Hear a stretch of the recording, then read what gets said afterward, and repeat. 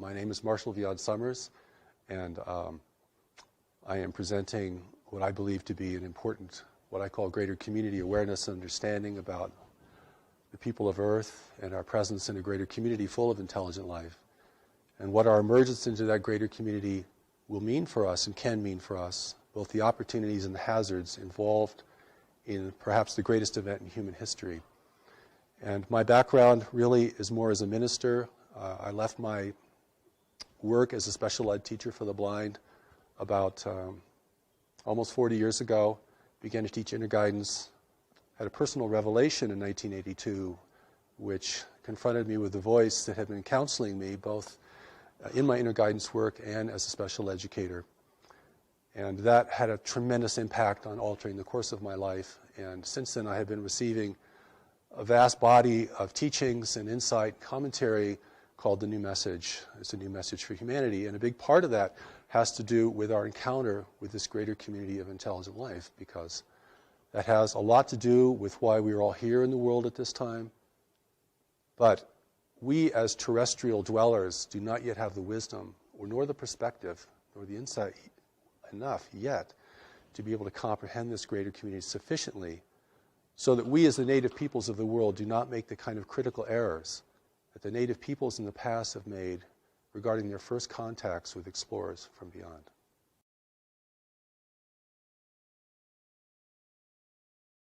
I consider the voice of the voice, the primary voice, to be an angelic voice. And it was this angelic voice that began to speak to me in my work with blind children. Because anyone who works with the handicapped has to be able to develop certain kinds of intuitive skills. You can't go by the book if you're really going to teach young people how to be independent livers or live independently. And so this voice grew in scope and power for me to such a point that it began to give me curricula to teach. And I taught that curriculum, and I also studied it. I also made myself the first student of my work always. And this built up to such a point that I had an epiphany of my own, because certainly that voice isn't here simply to make you feel comfortable or to make you happy, but to ask you to do something significant and to engage you in serving the world beyond what you had considered to be possible or even preferable before. So this voice experience has grown into a major aspect of my life and certainly the source of my work. And it was this voice that asked me to receive the Allies of Humanity briefings from a group of observers, off-planet observers, who were witnessing the extraterrestrial intervention in our world and wanted to provide us wisdom about that intervention to equip us and forearm us and forewarn us of what that could mean for us. We have a real disadvantage in encountering this greater community, and so the Allies of Humanity briefings are here to impart greater community knowledge and wisdom to us so that we may have this contact experience from a position of power and authority and responsibility. But the angelic voice is the voice of the new message. It's the voice that has presented all of my writings, all of my recordings, and now is beginning to reach people in other countries and around the world. So it has been quite an inexplicable journey. So whenever anyone asks me about my life and how did you come into this, I'm always bewildered as how I'm going to answer such a thing. And I think you understand this, because anyone who is connected beneath the surface of the mind, what you could call the higher self or the deeper self, begins to live a much more inexplicable life. And I know many of your readers and viewers understand this and experience this, as do the people who are gathered here today. The Allies of Humanity briefings are briefings from an extraterrestrial source. It's an authentic off-planet communication that I was asked to receive. And I should mention that when I was asked to receive this, I was very resistant to it. I just did not want to get involved in this arena called the extraterrestrial presence in the world.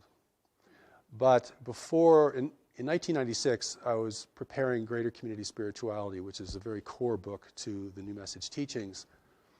And of course, it deals a great deal with the greater community understanding God at the level of the greater community, understanding our association, our individual association with the universe full of intelligent life, what wisdom means there, the things that we do not yet understand in order to function there responsibly and effectively. And it was this voice that asked me to receive an off-planet source called the Allies of Humanity. And I finally relented because after a while, freedom is no choice in that sense. And that began the briefings, the transmission of the briefings. The first set of briefings happened in 2 stages over the course of 1 year, and the second set of briefings all happened within about just a few days. And the third set of briefings, which has not yet been published, most of it was received in 1 day. And then last February, I received the final chapter to it. And there's a story behind the Allies which is pretty interesting because they're really operating as spies here in service to us because they represent free nations in our region of space. And freedom is rare in the universe, and particularly in our region of space. So we know from our worldly experience that free nations don't get along very well with unfree nations. And there's always a dissonance there and a difficulty. And so the world is now really being intervened by races who are here to take advantage of this world and of our position in this world. And the Allies' briefings warn us about this, that this is premature contact, that humanity is not ready for contact. We do not have the social cohesion. We do not have the worldly wisdom. We're not prepared for this kind of engagement with races who can be far more clever and effective than we are, and who can exert much more control over the mental environment, a reality that we're only just beginning to understand. And so the briefings are really here not only to warn us, but to encourage us. Because what I see in the world today is that individuals and groups of individuals are losing confidence, not only in themselves individually, but in human institutions, human leadership. And of course, we all have good reasons to doubt human leadership.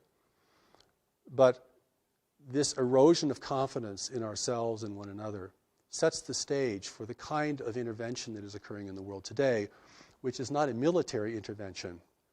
It's an intervention of persuasion and dissonance, and it's manifesting itself in different ways. And so it's very important for us, particularly for people who have a spiritual grounding, who are focused spiritually, because we can make some very critical mistakes in assuming that whatever happens to us is the right thing to happen to us. You've heard these kind of platitudes. We're right where we just need to be. God gives us whatever we need. We can handle whatever happens. These are the kind of ideas that can really get us in trouble in engaging with the complexity of life, even as it's manifesting in our world today. Well, I'll hold this in contrast to the experience of the angelic presence, which is a tremendous presence. In fact, for me, it was so tremendous that when I really was able to face it completely, it had a kind of devastating effect on my life. It wasn't a sweet and comforting kind of experience. It was more like being blasted by radiation, and it certainly created a shift in me. And so I hold that kind of experience, which is a tremendous experience presence. It'll fill the entire room. You can't think of anything else. You can't do anything else. It's overwhelming. And if you have not learned to recognize what it is, you might think it is a terrible thing that's happening to you. You might be terrified of it. So I've had a long runway in preparing to receive this kind of presence and to receive its communication. But the Allies, I did not meet them personally. They've never visited the planet. They've never been on the planet. And they make it very clear that the real allies of humanity are not here and will not come. And we can talk about why that is so from an ethical and practical standpoint. So my experience of the Allies was like hearing a voice on a very long distance call. No personality, no presence, something far, far away. Because they were far away. Even positioned in our solar system discreetly as they were at the beginning, they were still very far away. And so this was a divine connection that is free of mechanical interference or interception. It is something we don't know how to create. I don't know if anyone knows how to create this. And so there could be no interference from the intervention itself and no interception. But for me, it was a very faint experience compared to the experience of the presence. So no dramatic meetings, didn't get on any spaceships, didn't travel around the galaxy. I didn't do anything like that. And yet the emphasis on my receiving this was so strong. And had that emphasis not been there, I'm sure I would have just dismissed it as an errant kind of experience or an annoyance or, no, I don't want to do that. But it proved to be very important, and I recorded it in my voice, and it was transcribed.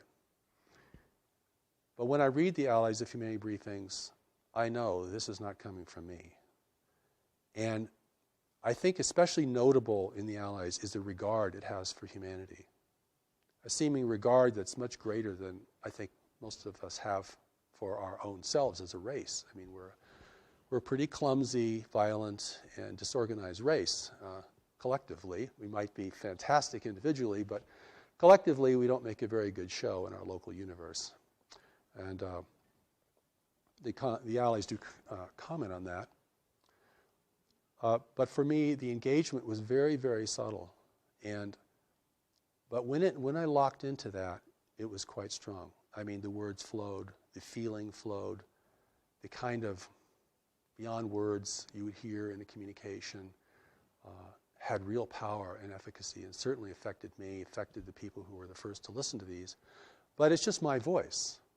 Whereas when you listen to the angelic presence speaking through me, you're hearing a totally different voice. I mean, it has somewhat like my voice because it's using my body as a platform. But that's clearly not me. In fact, we listened to one of the recordings this morning in our conference, which we call the encampment. And I listened to that voice and I thought, I wish I could talk like that. I really do, and I mean that. I've tried and I can't do it. You have a 40-minute presentation, it's word perfect, every sentence is powerful, the inflections are perfect, nobody can figure out what the accent is. I don't know. All I can say is I yield to that experience and to provide it to others and see if it is valuable for them. I hear it as a voice, and then that voice locks onto my voice, and then I can speak it and record it. It's way too fast for me to write. I've never been able to write these things down in the speed which they're given.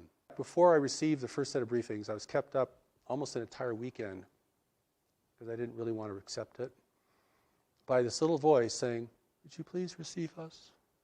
Receive us. Receive us. And this was like a ringing in your ear. It was so continual. It's like a repeating message. But once I locked into the voice, I could speak it. And my inexplicable training has enabled me to do that.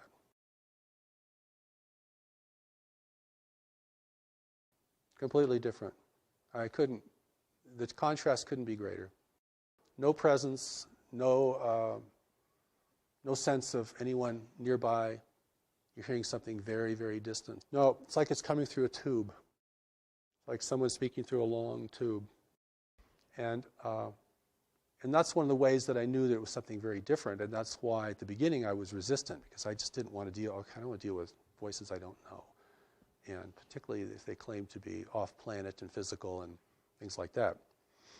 But what they reveal, I think, is pretty remarkable and very clear and very shocking. And not only shocking in terms of what we don't know, but shocking in terms of what we might reconsider that we think we already know about the extraterrestrial presence and what it means for our world.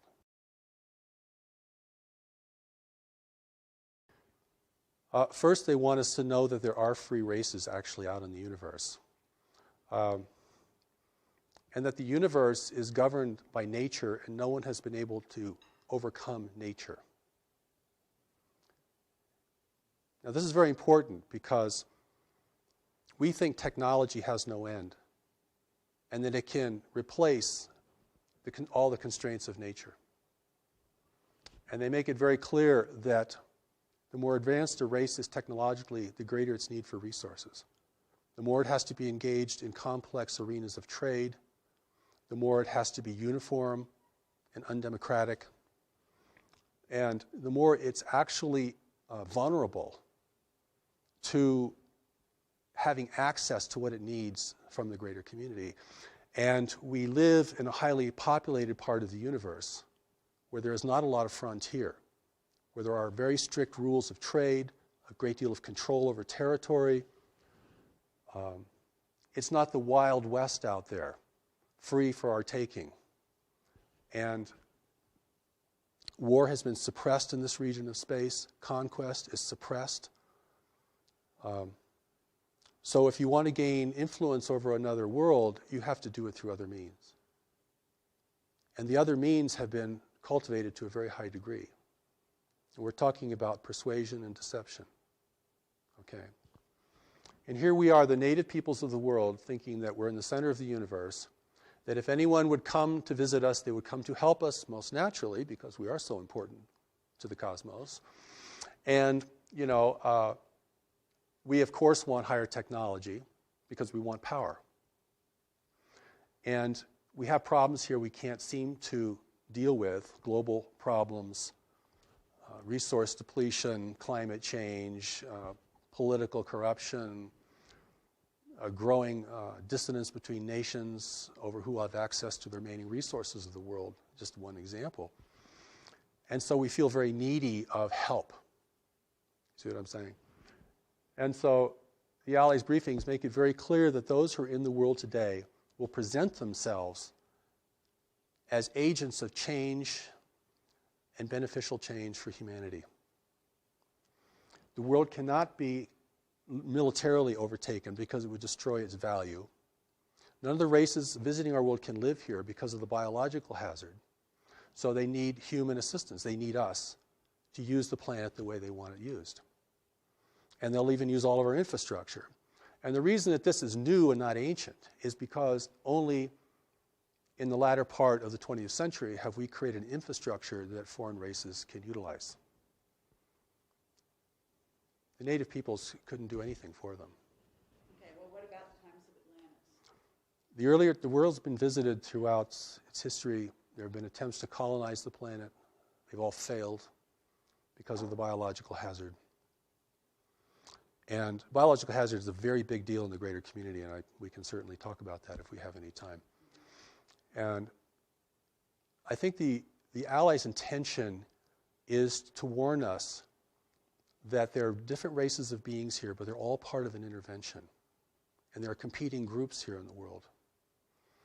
And they're multiracial. So we may see them in different forms. And they can certainly project forms. I don't mean that mysteriously, I mean that technologically. I mean, they can project images holographically into our environment.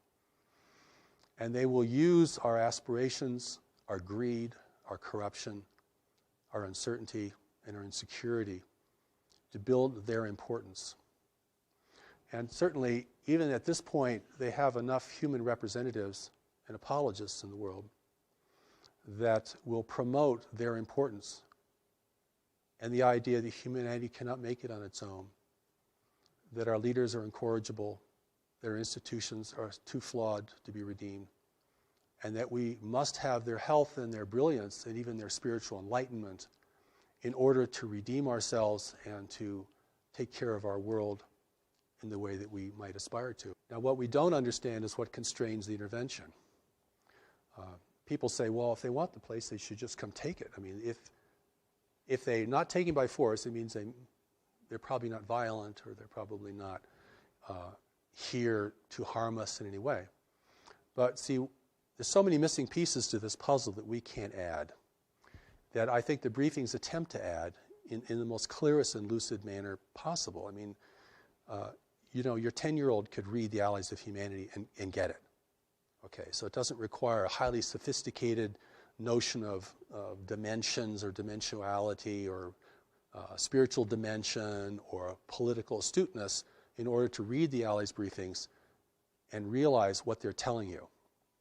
Is they're telling you you're facing a subtle invasion that is not here to destroy you, but to utilize you, and will use your strengths and your witnesses and your adaptability to this world, which they do not possess, in order to establish their own agenda here. All they can do that is through genetic manipulation. But even genetic manipulation is a very time-consuming and difficult task. And that's why the intervention has taken a very slow pathway. It just happens to be the most effective way to ingrain yourself in the consciousness, in the biological reality.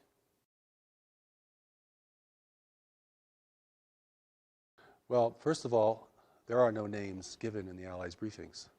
They do not describe where they're from because they want to protect their free worlds. They also do not describe in names the races who are here because it would be meaningless to us, or it could certainly generate a lot of fantasy and speculation. What is important to us is to know that those in our world today are resource explorers, and they are working beneath the rules or around the rules of engagement that are established in our region of space in order to have access to our world. If it appears to outside observers that their presence here is not resisted or denounced, then they have, within the rules of engagement in our region of space, they can be here without setting off alarms with their competitors or establishing official oversight problems. The official oversight is there's no government ruling the universe, but there are governments ruling trade. And trade rules everything for advanced nations that are interdependent with one another. And that is where the control is demonstrated.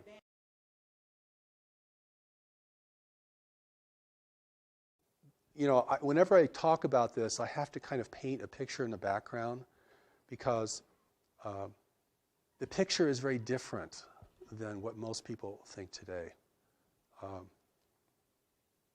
We either think that the off-planet intelligences and races are either very demonic or very angelic. Or we think there are good ones and bad ones. There are good guys out there who are going to help us, and there are bad guys who are not going to help us. The briefings themselves kind of set the record straight that in order to create an unambiguous situation on Earth, those potential groups who were visiting at earlier times are not here because we don't have the ability to discern, we don't have the subtlety or the insight to discern friend from foe. You cannot tell an ally from an adversary unless you're very skilled in the mental environment. Very intuitive, very insightful, literally a seer. Okay? Because they're presenting themselves as the saviors of humanity. And in the background, they're taking people and never returning them. In the background, they're building a new human. Not to replace us, but to determine our direction. I'm often also asked, and I never like these questions very much, but I'm often asked, is our president an extraterrestrial or is our leaders? I think the thing to understand here, because I've had an opportunity both through the Allies briefings and through the greater community teachings of the new message, which go way, way beyond the Allies themselves, is that those individuals that are being prepared to be in the world are here to advise the leaders. They're psychic, they're powerful, they're brilliant. You can recognize them if you have the eyes to see, but most people will not recognize them. They're not in positions of leadership, they're unaccountable to the public, you will rarely see them on camera. This is how an intelligent race gains ability and influence and control without the people knowing it.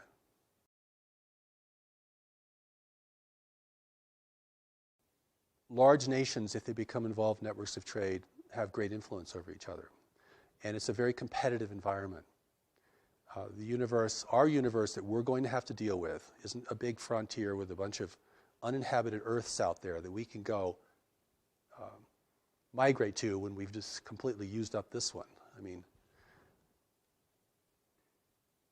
And this reality is a very competitive reality. And so the skill in mental environment, the skill in persuasion, the skill of seers, the skill of things that we might hold to be very spiritual, but now have been used or are used in a very mundane and even invasive way, are used a great deal. I mean, once the rules are established, everyone figures out a way to get around them, or to skirt them, or to operate within them effectively.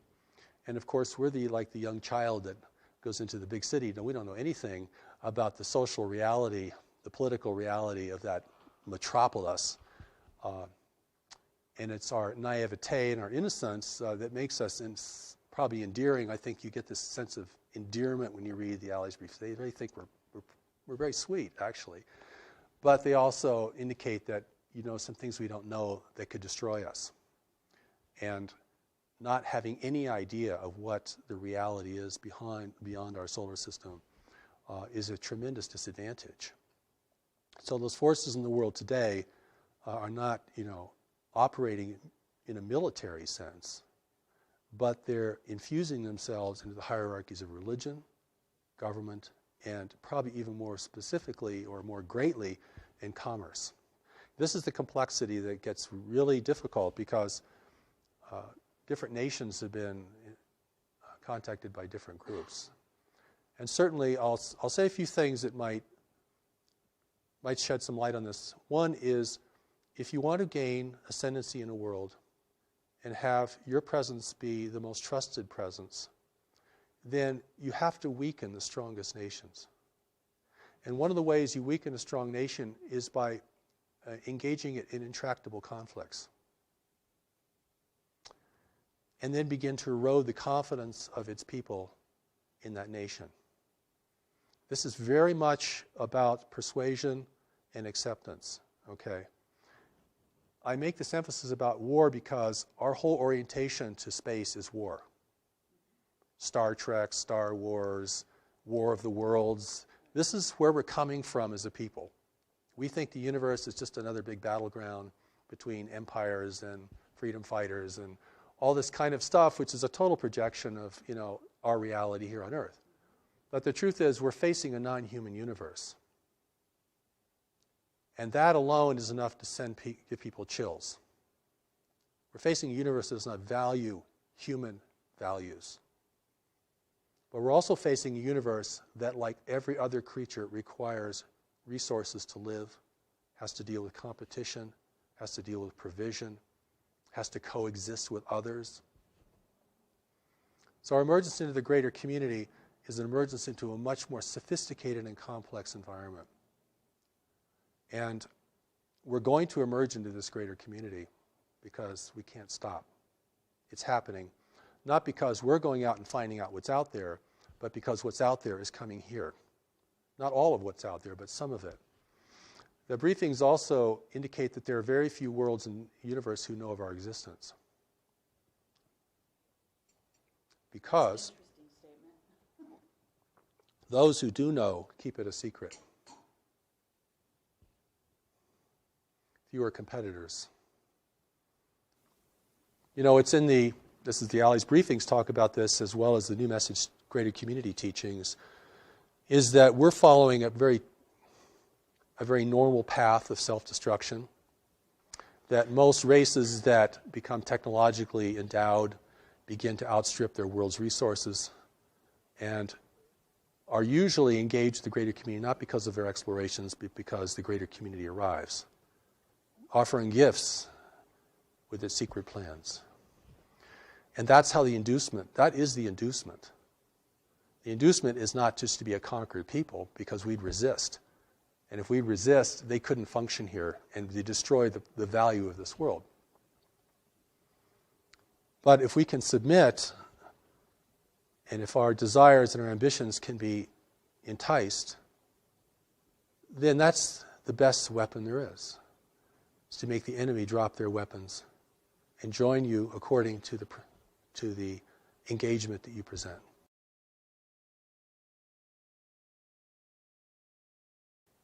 We're, even today, even in the world even without an extraterrestrial presence here, we're starting to learn about the power of influence. This is not, in most places in the world, this is not gunboat diplomacy anymore. This is about dependence.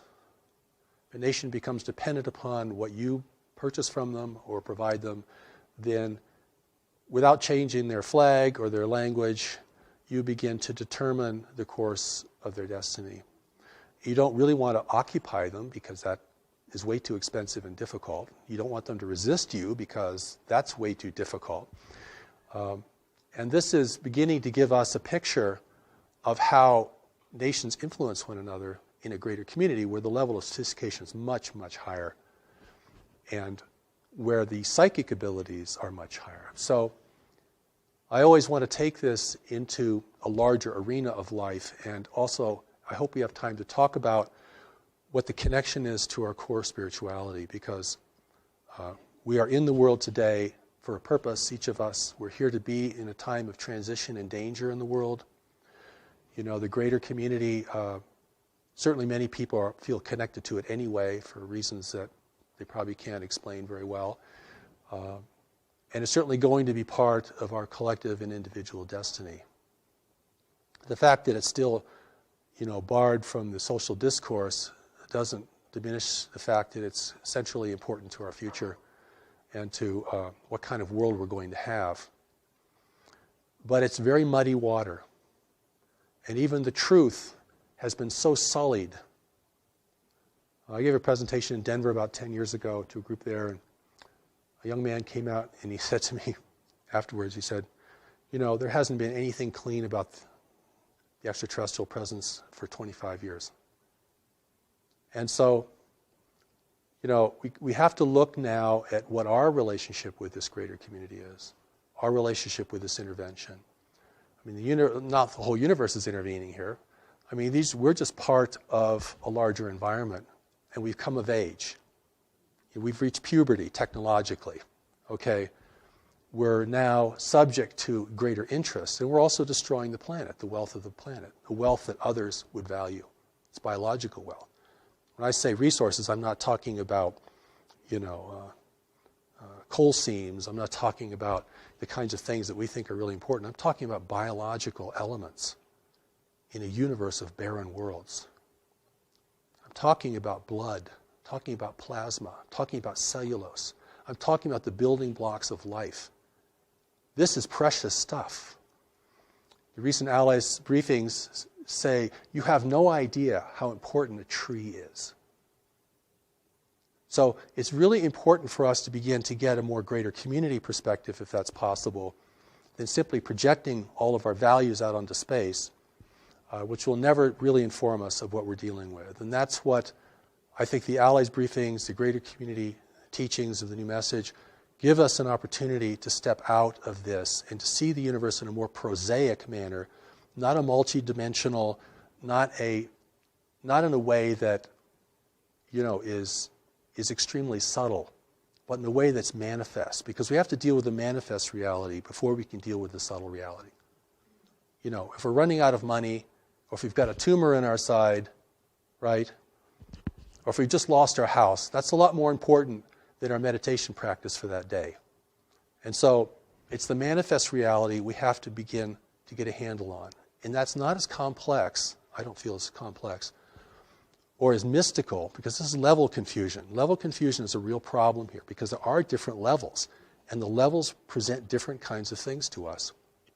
But if we miss the fundamental level, that we're the native peoples of the world, encountering resource explorers that we know nothing about, whose intentions are never revealed, whose activities are surreptitious, whose impact upon people is generally destructive and manipulative, then we have to deal with it at that level primarily if we're going to be a free race in the future. And if we can't deal with it at that level, if we get lost in the dimensionality of this whole phenomenon, which is big, we're going to sell the world away or give it away. And we're going to do that. It won't be taken from us. That's the difference. You see, this is where human responsibility or ability to respond becomes critical. In the New Message teachings, one of the important things about greater community spirituality of the universe, is this reality of knowledge.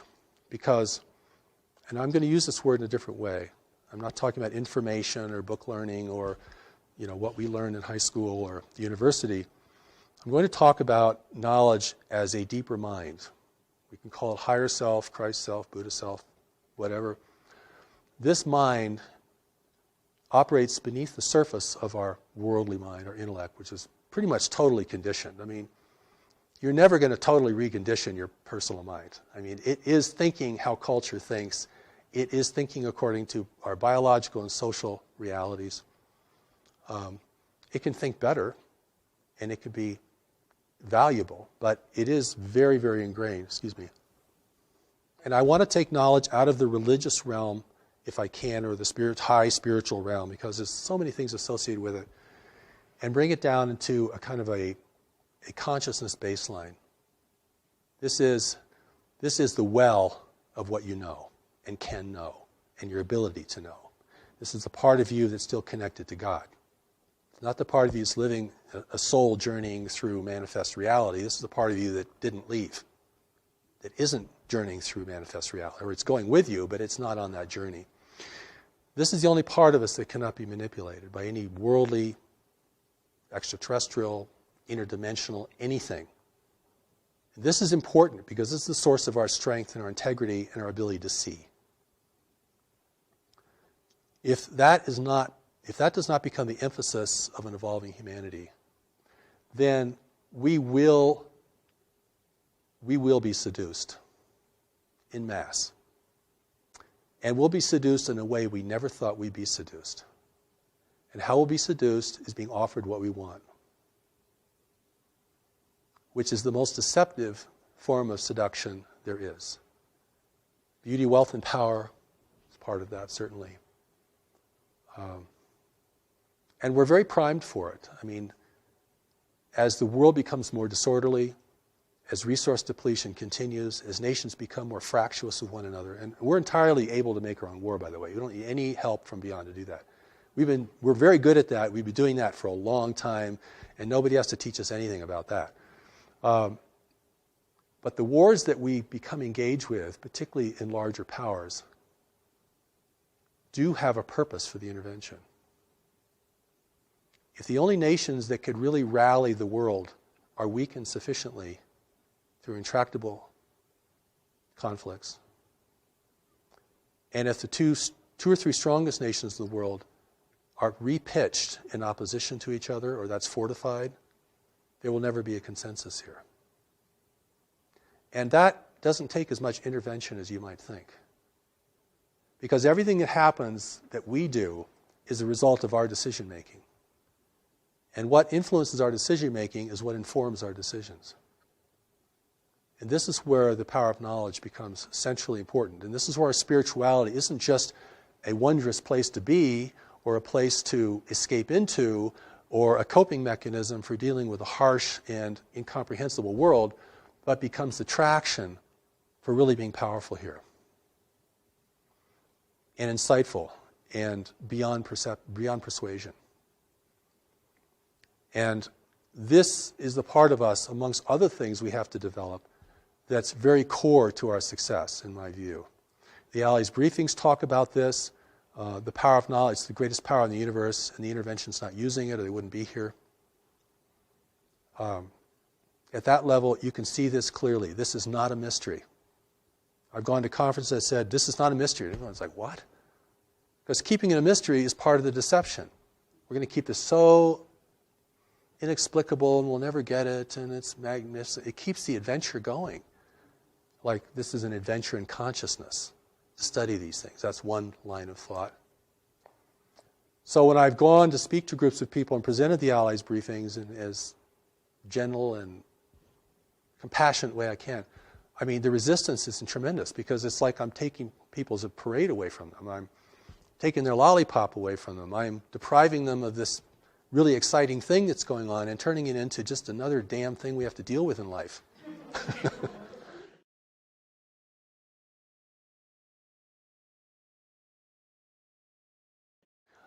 I'd like to talk a little about God, because God is a part of this.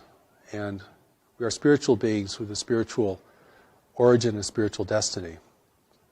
And I think our spirituality is actually one of the core strengths of humanity in a universe of highly technological and secular worlds, which predominate in our region of space. We do not need to look for other races to spiritually enlighten us. We actually have the materials to do that ourselves, and have actually done fairly well in keeping the mystery alive here, where it's died in many, many other places. When I talk about God, I'm not talking about our various belief system in ultimate power. And of course, whenever the word God is mentioned, people run into all their dissonance about religion and all issues about religion and organized religion and so forth, except to say that the thing that is going to enable humanity to enter into this greater community as a free and self-determined race is going to have a lot to do with our spirituality. And I don't mean our spiritual belief or the subtleties of our spirituality. I'm talking about the part of us that is connected to it firmly and immutably.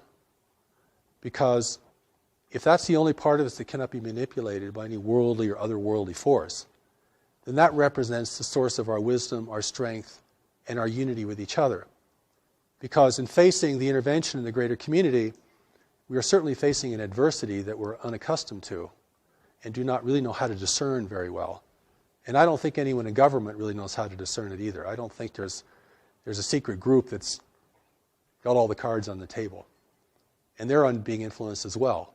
So it comes down to what people see and know and their responsibility within themselves and to others. Because this is what enables the native race to rally and to begin to question, at least question at the outset, the meaning and the value of this. If we're hungry for technology from beyond the world, which is part of the inducement, it's liquor for the natives, for sure. If we want others to come and rescue us, that will be accommodated. If we want an overseer in the world that's non-human, that will be provided. But it's really, we have to grow up and become responsible. We're going to enter this greater community. You can't have a nation run by tribal conflict and warring nations. And so in adversity here is the opportunity. And the opportunity is the intervention and the breakdown of environmental stability in the world are the two things that can prompt humanity to unite in its own defense. It has to be that powerful to overcome our attitudes, our beliefs, our history between nations, the contention between religions, all the things that fracture us and are fracturing us further and further and further, most of which we're doing on our own. The intervention can step back and just let us degrade ourselves down. They'll help us do that in certain ways. But, we're doing a pretty good job, even if we didn't get any assistance. The opportunity here is really that humanity has to unite to be in the greater community. There are three requirements for freedom in the universe: self-sufficiency, unity, and discretion. Now, we're clearly losing our self-sufficiency at an alarming rate. And we're spending tomorrow's inheritance like there was no inheritance. We're selling our children out, frankly. We're going to use up everything as fast as possible, always thinking that the well will never go dry. And the world is going to reshape itself to assist us in that as we degrade the planet and change its natural balances, which have enabled the rise of human civilization. Those balances, if they become imbalances, can reverse that process. We have to become united, not that we're all clones of each other or we all live under one flag, but the cooperation is, united we survive the greater community, divided we fail to it, we fall to it, eventually. And the third is discretion. We're broadcasting out into space our wars, our foolishness, our comedies, our tragedies, everything. Discrete observer may never understand our nature, but they can certainly understand our tendencies and behavior. That will have to stop. Free nations do not broadcast, except to each other in ways that are very safely encoded. The price of freedom in the universe is unity, self-sufficiency, and discretion. If we require other nations to provide our core resources here, human freedom will be lost. I don't care what your political persuasion is, what country you come from, what your religious belief is, what inner voices you listen to. That's the name of the game. I mean, I've spoken to conspiracy groups before, and human unity is just a big flag. It's a red flag.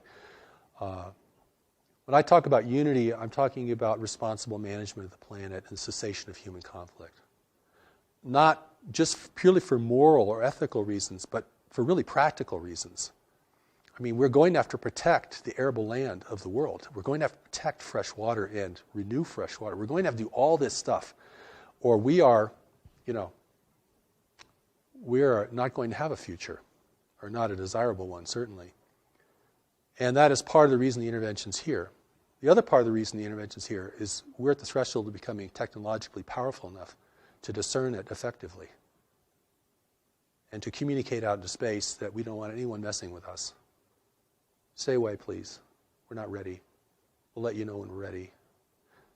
That's why the real allies of humanity, or races that could become the allies of humanity, are not interfering in the world today, because it's highly unethical for them to do that. Even if they wanted to help us grow and become peaceful and peace-loving, they would have to control us to do that. Or they would just send their wisdom, like in the Allies briefing. They just send their wisdom. They're not sending, advisors down here to encourage us, persuade us. See what I'm saying? There's a big difference between sharing wisdom with somebody and beginning to control their life, or trying to control the life or the outcome. I don't consider the intervention to be evil. I think it's just self-interest in the universe. And we have things they need, and they really need them. So there's a lot of myths here that have to be blown up about, self-sufficiency and free energy, which is a total myth, by the way, in my view. I mean, there's no free lunch in the universe. And even if you could harness free energy, like harnessing the power of the sun, you're going to have to create some pretty powerful technology to do it on a big scale. So you still need resources. Right. So even if the energy is free, in order to capture it and use it, you still need huge infrastructure, lots of resources, all these kinds of things. So it's not really free. See what I mean? It's not really free. But I want to go back to God, because whether people believe in God, it's important that they know that there's a part of them that cannot be corrupted and has never been corrupted, and that there's a way that that part of them can speak to them and advise them. And this is, you can call it your ground of being, your gut feeling, whatever you might call it within a religious or a general vernacular. There's a part of us that has to advise us. Or you could say to the intervention, can't you just see this for what it is? 50 years of UFO research, can't see it for what it is. Why is that? 50 years of UFO research cannot see this. Oh, we know we're being visited, sure. We knew that 50 years ago. Haven't gotten any further, really. We got lots of sightings, got drawings and radar and tons of speculation and lots of kind of science, pseudoscience, all kinds. But can anyone say, what is this?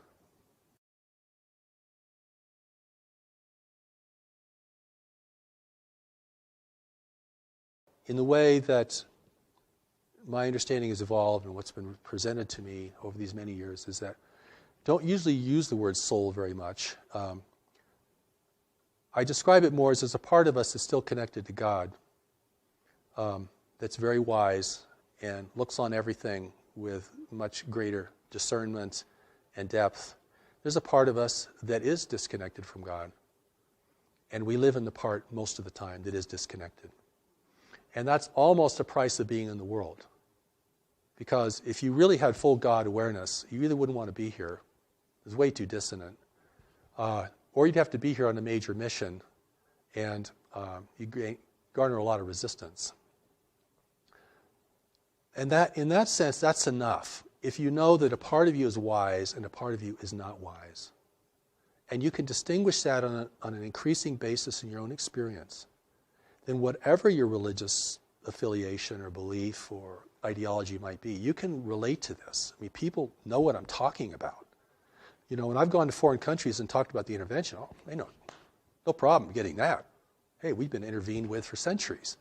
We're being manipulated, right? I mean, there's no pretense of freedom and democracy and, you know, nobody can affect us because, you know, we're God's chosen race. And people know exactly what you're talking about.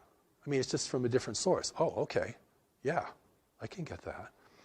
And so it's this ability to see, recognize, and know things that's going to be very key. And it's, you know, it's under the radar of the intellectual conversation. And in my view, it ends up in the final hour being the most important thing. Because we're never going to fully understand the intervention, how it works. We might finally figure out its impact on our governments and the way they behave, which I think a lot is being done there. I think on our end of the spectrum, we're putting a lot of things together. Because that's the part of us that's going to capitulate first. You know, and I want to say one more thing about that, if we have time. One of the arguments for intervention is that intervention threatens our economic interests. And therefore, our economic interests, you want to thwart intervention. But it's really the opposite. Our economic interests would be the first to be persuaded. If you can give power no one else has, one little piece of technology, which may be a trinket in the universe, if that gives you supremacy in your world, your business world, your life, oh boy, that's unbridled greed right there.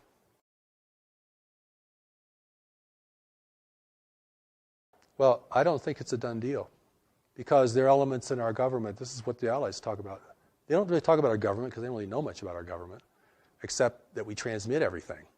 Even the government transmissions can be, somebody could sit out there and read just our entire script, you know what I'm saying? There are factions within our government that are aware of the intervention and support it, and there are factions that resist it. So this becomes very complex. I mean, when we talk about they've all been bought off, no. Has the government's all been bought off? No. The situation is much more fluid than that. Okay. Or it is a done deal. And we're just, you know, underlings that are just going to complain and revolt and, you know, make a lot of noise, and nothing's going to happen. The situation, the outcome has not been determined. And this is very important. Otherwise, you're really going to disempower people. And it's a very complex situation, because we're talking about influence permeating lots of parts of our life, and in ways that we are beginning to understand. The other part of this equation is the intervention itself. What guides it, what restrains it, what it can and cannot do, how it has to behave here because it's being watched by other nations.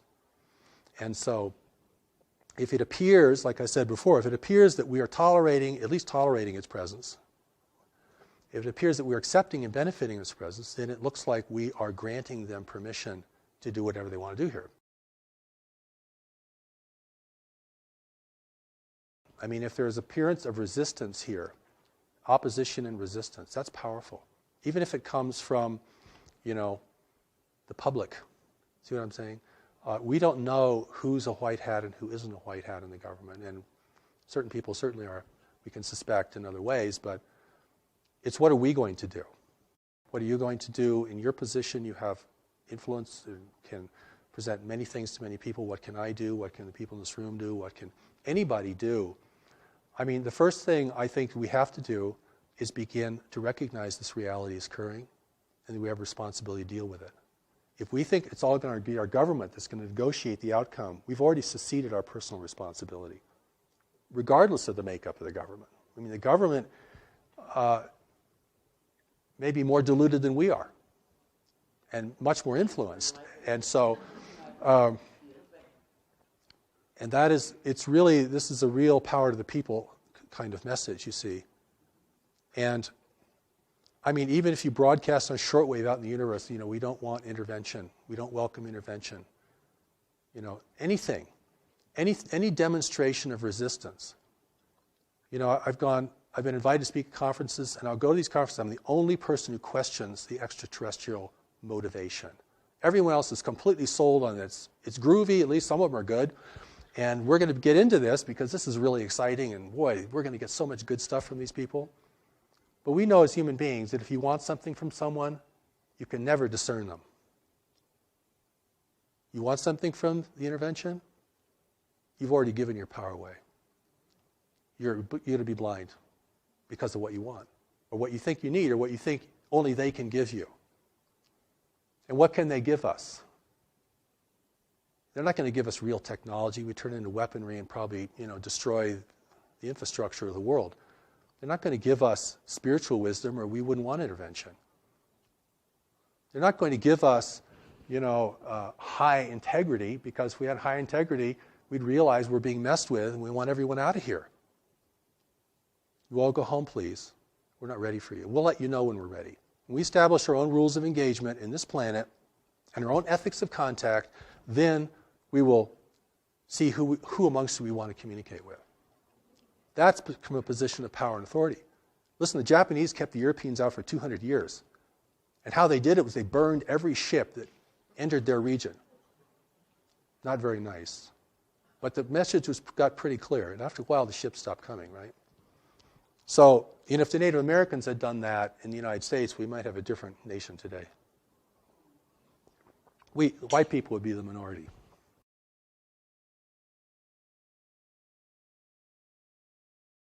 I would say that we can be ready, and we're not quite ready. We have the resources to be ready. We know more about this planet than any other race in the universe. We're the only race in the universe who could survive here successfully without a great deal of adaptation. We know more about our nature than any other race in the universe. We know more about our history and our tendencies than anyone else in the universe. And that if other nations want to help us, they should share us their wisdom about what life is really like and the pitfalls and dangers of functioning in a greater community. So my emphasis through all of my work is to empower people to be strong, effective, and compassionate. But we're going to need strength. I put that first, because you can't be messing around in the face of the greater community. This is big time life. And we're still in a very adolescent phase collectively as a race. I mean, we're still very indulgent and foolish, and we're not responsible to the future. We're not saving resources for the third generation out. I mean, we're using up everything. So I think the change in that is a change, not just a change of understanding, but a change of heart, to realize we are the stewards of this planet. If we want to continue to be the stewards of this planet, individually we're going to have to learn some new things. And we're going to have to become really strong and honest and effective in our lives. And this is about individuals now. This is not about going to change the government. I think that's pretty hopeless as the first step. We're not going to get them to divulge their information, because if they ever do, it probably wouldn't be whole or complete anyway. And so, but we do need to learn about the greater community itself. We do need to learn about our personal strengths and responsibilities. We certainly all have to get our own house in order, personally, individually. And that's kind of that's a great starting place, of course. But, humanity can never give up. And the intervention is either here to win us over or discourage us from resisting. That's the power of persuasion. And I look around, I see, many people are on a downward spiral. They're losing heart, they're losing faith, they don't know how to handle their life. They're getting very discouraged by what they see in the world around them. Their own sense of inadequacy can overtake them. So, you have to build the person up. If you want to take them into a battle of who's going to control this world in the future. And this is a battle at another level, all right? This is like warfare at another level. Okay, we're not going to be clubbing each other over the head. But we are going to be determining, what has power and meaning in the world. And that's why, in my work, we present the Steps to Knowledge. It's available online. You can go read The Allies of Humanity at alliesofhumanity.org. Go to newmessage.org and study Steps to Knowledge. Putting tremendous things available so we can reach people not only in the Western nations, but all around the world. And something like 60% of the planet has access to cell phones now. It's amazing. And so that education and orientation has to happen, because no one on earth is going to win if an intervention is successful here. There are no winners amongst us. The profiteers will be subjugated just like the rest of us in a controlled world. And, we're rich or poor, whatever our race, nationality, we're in this together. This is our world. And we're going to have to really re-earn the right to have it be our world. We're going to have to clean it up. We're going to have to build kind of networks of cooperation even just to do that. So I'm talking about something very expansive, very complex, but the incentive has to be there. And the incentive isn't just for wonderful things. The incentive is also the fear of failure, because we can fail. And there's nothing wrong with being aware of that. We don't have to be terrified of the world to be aware of that. That's just a reality that we know we can fail. And if we understand that correctly, without denigrating ourselves, then we know we have the power to rise to occasions. And certainly there could be no greater occasion than this.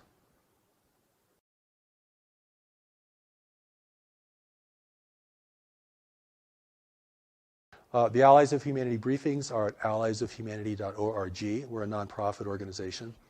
And the first Allies set of briefings is up there for everyone to read. It's also available in ebook now. And the second Allies briefing is in print. The third Allies briefing we hope to publish next year. One of the seminal works on the greater community for us is called Life in the Universe, which we plan to publish next year through New Knowledge Library. And we'll send out announcements and so forth.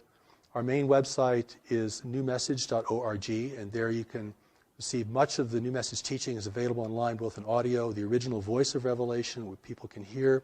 That's the voice that spoke to me, that was recorded, and you can hear that. As well as, we made a tremendous amount of things available to people, as well as elements for study and application, greater community education, all these kinds of things. We really want people to have access to this, and we welcome your participation. There is the Declaration of Human Sovereignty, which is a document modeled after the Declaration of Independence. It's kind of a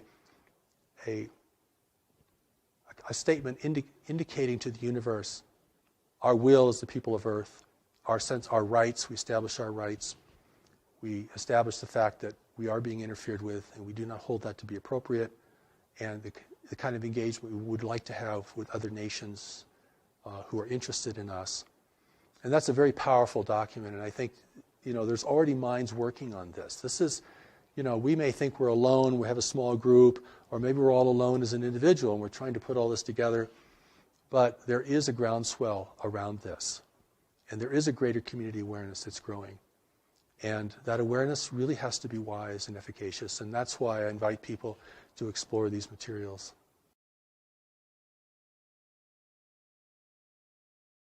I'll deal with the prosaic first, and the things that we can all touch upon is the fact that food, water, and energy are declining resources in the world, and will be increasingly so. And those things, which seem the most ordinary kinds of things, may in the end prove the most difficult for us.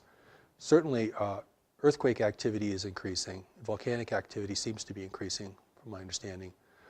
And but I think the thing that's going to create tension between nations and in communities and within our own personal lives is going to be really the fundamentals. And the fact that when you look out on these beautiful mountains here, and I don't know if your camera can take any of that in, you're going to look at a dying forest. That's a dying forest out there, beginning to die. That's because the planetary climate has changed only 1 degree Fahrenheit.